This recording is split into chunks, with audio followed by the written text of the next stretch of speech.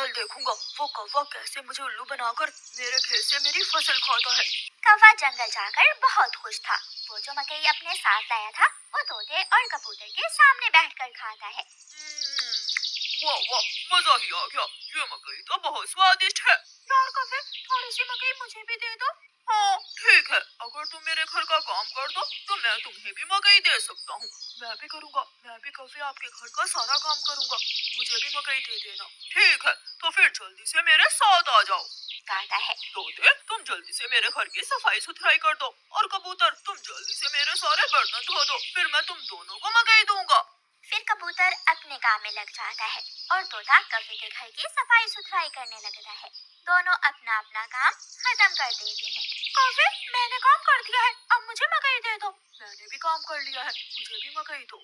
कौन सी मकई? चलो भाग जाओ यहाँ से तुम दोनों, मैं तुम्हें कुछ नहीं देने वाला।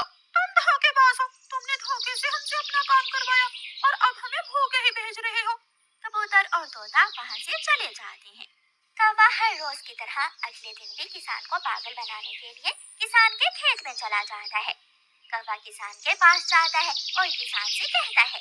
किसान किसान, मैं अभी अभी देख कर आया हूँ, तुम्हारी गाय जंगल की तरफ जा रही है, शायद उसकी रस्सी टूट गई होगी। मेरी गाय को तो शेर खा जाएगा। कौवे, मैं जल्दी से जाकर अपनी गाय को बचाता हूँ। किसान वहाँ से जाता है, लेकिन आज किसान थोड़ी दूर जाकर पेड़ के पीछे छुप जाता है। कौवा किसान के खेत में जाकर मकई खाने लगता है।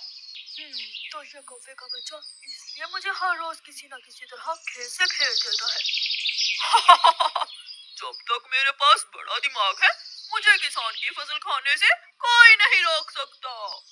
किसान के पास बंदूक थी। किसान बंदूक चलाता है और गोली सीधी जाकर कौवे की टांग पर लगती है।